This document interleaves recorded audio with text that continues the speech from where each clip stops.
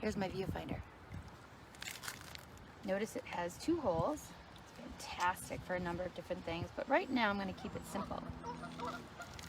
Look through that square. Actually, it's a rectangle because this is a rectangle, so this should be. Those geese, by the way, want to be in my drawing, just so you know.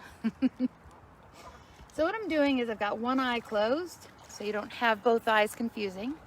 And I'm actually looking through that viewfinder. I'm going to try and see if I can do this through here. Look at that. I can square off a painting for you to draw right now. Quick, get it. Get your pencil out. Quick, quick, quick. Just kidding. Not very peaceful. So notice how I'm kind of moving it around. Do I want more sky? Do I want no water? Do I want the tips of the trees? Generally not. You want to move it around to kind of, and then I'm going to zoom out. For you, it's zooming in. Or I can view more space. Look at that blue water. I definitely want to keep the blue water.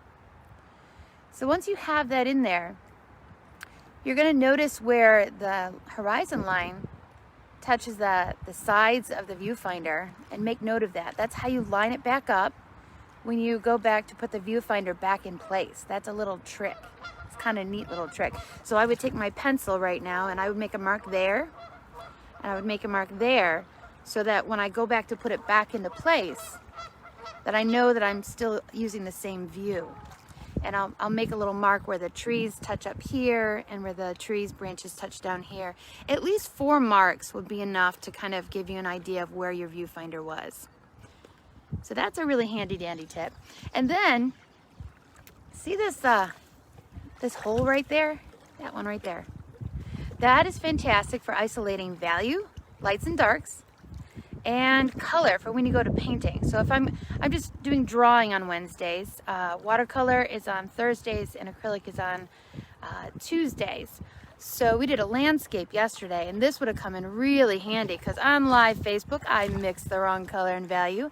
I did not check my value as I was mixing. So it's a great way to just kind of know we all make mistakes, and knowing how to correct your mistakes helps build your confidence. So I'm just going to start drawing. I'm going to show you how I get started, kind of talk a little bit through it.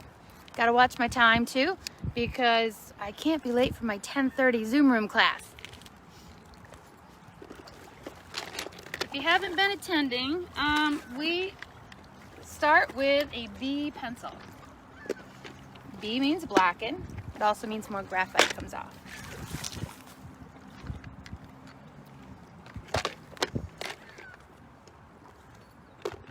Deciding what to paint is the first challenge for most people. For me, I'm going to keep it simple. I'm going to draw what you can see. So I'm closing one eye, and I'm putting the viewfinder out and back to kind of find my lines, and I'm going to make those marks so I know exactly where to put that viewfinder when I stop holding it there, or my hand might move a little bit, so I want to be able to know where that is again. And I've got some geese over there, a mom and dad over there likely. Right on the edge there's like a little jut out with rocks, and I'm just going to throw those guys in there. So what I'm going to do first, I'm going to check that viewfinder. I'm going to draw. Hopefully you can see that. No, you can't see that. Let's scooch that over. Yeah, you can see that. I'm going to draw that rectangle, and I decided I'd like to go sideways with it. So that's horizontal. So I'm actually going to draw a few of them. I'm not worried about, are they perfect? Have I got a ruler out? No, I don't think so. There you go. I've got 3 rectangles. This is how I'm going to start. I size up my viewfinder again and really get into the practice of where that lineup is after a while. You just put it in the right place every time. Let's start with my horizon line.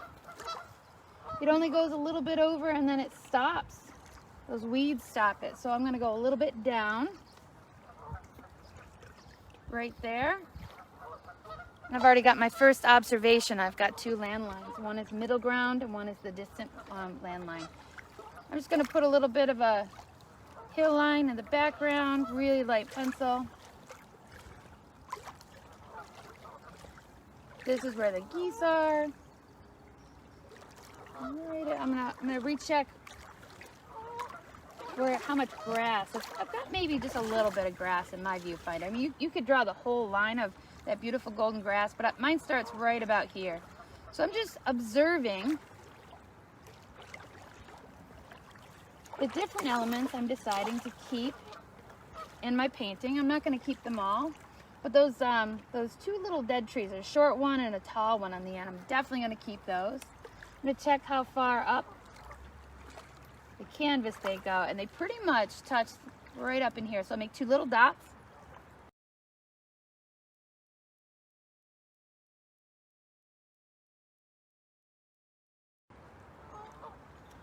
And how far down the little one ends is right about there.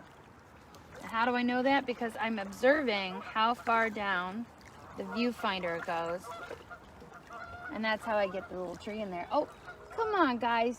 Come on, come back. I'm not done yet. I didn't even get to you yet. You know, painting in nature, it's unpredictable. It's uncertain. But in this moment, I've still got one goose that's willing to stick with me. Give me a minute. I'm talking. All right, I'll stop talking. All right, here's a tree. There's a tree that's not going to look like a tree. Oh, look, he came back.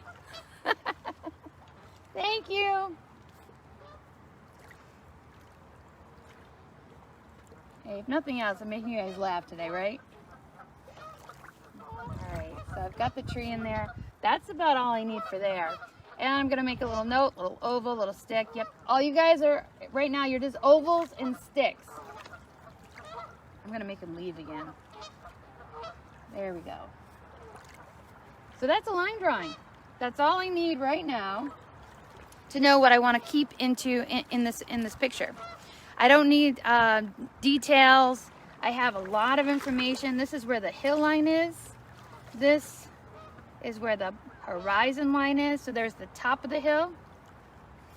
There's a horizon line. And I'm talking a lot, but yeah, I know, I talk a lot.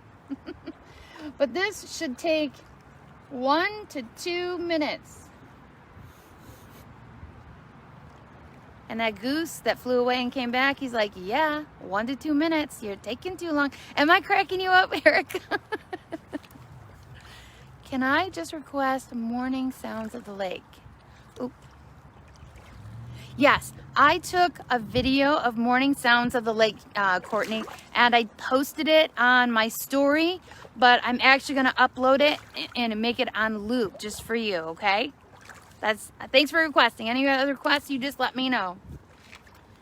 All right. Can somebody tell me what time it is right now? Because seriously, I can't. But we're on live Facebook. I didn't bring a watch. And I have no clue what time it is. I got to be back in the studio before 10:30.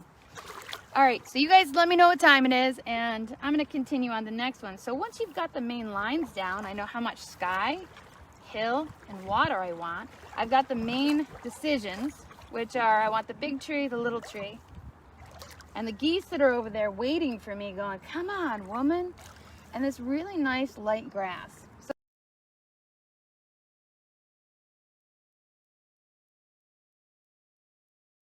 So what am I going to do next? I'm going to keep observing. I'm going to use the information I learned here, and I'm still going to keep checking the viewfinder, because it's all about what I'm doing in nature, not what's in my head. I am going to draw what I see. Yeah. I'm going to start there. I'm going to put the horizon line in where I already discovered I'd like it. I'd like to raise that hill line just a little bit in the background. Do I have a time check? Ooh, 10:17. This is going to have to be continued. I'm so sorry. All right, so let me just get one more part. I'm going to do this really quick. So, we've got this, we've got this. So I'm not going to put these trees in yet, and I'm not going to put the grass in yet or the goose. I'm going to do a little bit of a value observation, not really a value study. So I'm going to look in here in the viewfinder. I'm going to size that up again, put it where I had it, mark it. Oh, my lines are on that side. So there you go. So what I'm doing here, I don't know if you can tell when let me see. There we go. Okay, that's sort of what I'm doing right there, a little bit wider. There you go. So the sky is lighter in value than the water. The hill is darker, much darker, and it gets darker towards the bottom. And then see how light that grass is? Now, if you were to capture that image, you would see it's about the same, if not a little lighter value than the sky. So I'm gonna just sort of remind myself of the comparisons. There's one value, make that over there. And then we had, what was dark? Okay, I always go sideways with water. So I'm gonna put that same value in there. Hold on, wait for it. And then I'm gonna make it darker. I know you were about to say, wait, you said it was darker. Well, we start with the same value so we can gauge it. So that when we come over here, we can gauge it over there. I put two values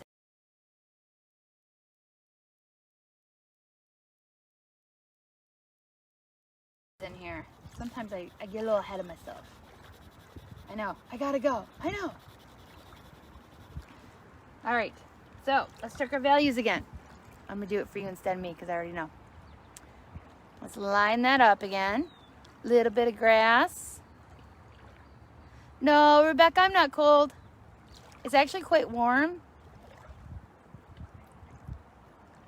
Very nice. So let's look, oh, thank you, Erica, 10:20. I can get back over there in 5 minutes. I feel like I need some music. Anything to make you guys laugh this morning. All right, I got to turn this just a little bit. Yes, my easel rotates. I usually do spin art on it. There we go, nice and dark towards the bottom. Just want to kind of show you this a little bit. And then a little bit towards the top.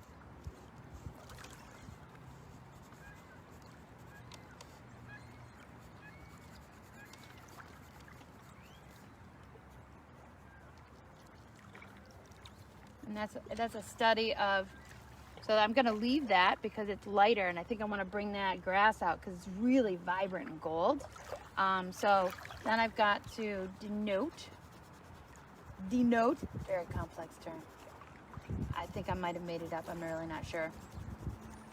So I have this dark value here at the bottom, so I've got 1, 2, 3, 4, 5 values in my painting. Oh, Laura, I miss you too. Okay, so I've got my 1 minute line drawing. I've made a lot of observations. Before I leave, I'm gonna take a picture of that scene, and then my students are gonna meet me in the Zoom room. We're gonna see what we do in the studio after you're done with this, because this is just a preliminary observation. This is physically observing in space and time, relaxing with nature. I'm getting to know what I'd like to render and how I feel right now, and I'd like to convey that as an artist. Wouldn't you like to do that too? This is where it starts.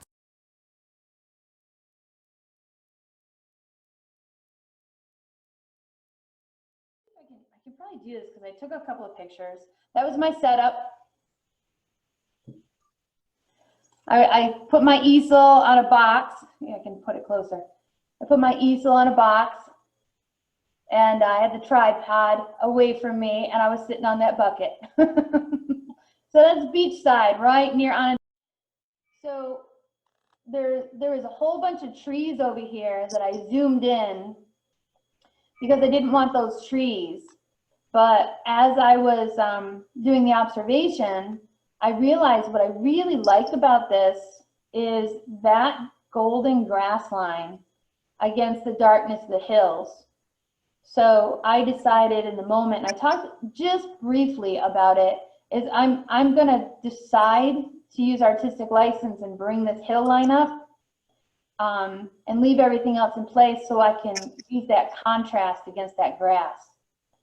And I'm going to really bring forward, there's a little bit of a cutoff of that that value right there, and it wasn't like that when I was there. And then I did the value study and talked a little bit about, I've got 5 values. So this should only take 1 to 2 minutes as well, because when you're drawing or painting outdoors, you really want that light you're capturing in the moment. You want to get as much information as you can on your study. And then I was about to take another journey into this, and I'm looking at this picture down here. I took 2 before I left. Oh, there's the other one. So this one, so I played around with the values and the mixture right here with the pastel. And Sherry brought up a great point. The journal that I recommended and that I use, the paper warp, so it gets hard to use the watercolor. And I already know that it's going to be like a painting by any means. But that's also why I use in my drawing, my sketchbook. It's easier, and it stays the true color. Karen mentioned that the color didn't stay the same. So if you're value matching and you're color matching, that's a bit of a struggle. So if you're going to do this in watercolor, you're doing watercolor sketching on site, bring your pastel pencils if you had them, or colored pencils to do your palette planning for the reasons I just talked about. So the values will stay the same. So here's my sky values. I use a light blue and then like a cobalt or ultramarine blue. And I just kind of blended it together just a little bit. And this is where I decided I want to use that cloud as a stopping point on this side. I think I mentioned I wanted to do it on this side, so that's a mistake. I'm gonna go back and erase that because I'd forgotten this is the stopping point. The tree right here acts as the stopping point here. So you've got this, your center of focus is the gold grass against the dark hill line, and then there's geese. So the goal is to use your elements to keep the eye right in here. I usually tend to soften the edge of the painting, so I'll probably put a little bit of a lighter value right around here in the hill line and break up the solidity of the darkness just towards the edge, so the eye stays over here and not distracted by cutting off the dark value. I muddled up some of that mauve color into the blue, and I threw in some of that brown, and that's the that dark value of the hill line. I didn't use any green, and I probably won't in this piece. And I've got white and raw sienna here, and also in the rock line. That's pretty much what it was, because the sun was just picking up all these golds on that whole part. And I went back to a mix of the dark brown and the ultramarine, which gets you kind of like an indigo or a Payne's gray.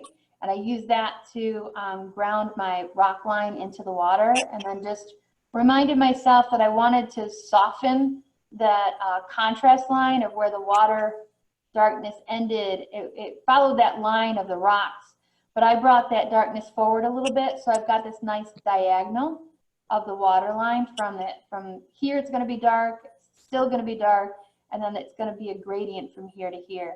I really feel like that would bring the eye right to my center of interest, which is right there.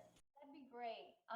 I'd love if we could share the process, like maybe something that you're not used to doing that I'm recommending, or something that you know, and this is for anyone. I know, the value studies, the value studies. Yeah, and just maybe seeing me do them, knowing that I do them for my own work still after all this time. And when I don't, I really see it in my painting. Like, I see where my composition is way off. When I take something out of my head and I just start painting for the fun of it, and I haven't done all the planning work, I get really frustrated with myself. I'll give you an idea how we can pre-prep and be working on it together instead of just following along with what I'm doing. You can do your own studies of things that we're collecting. And that's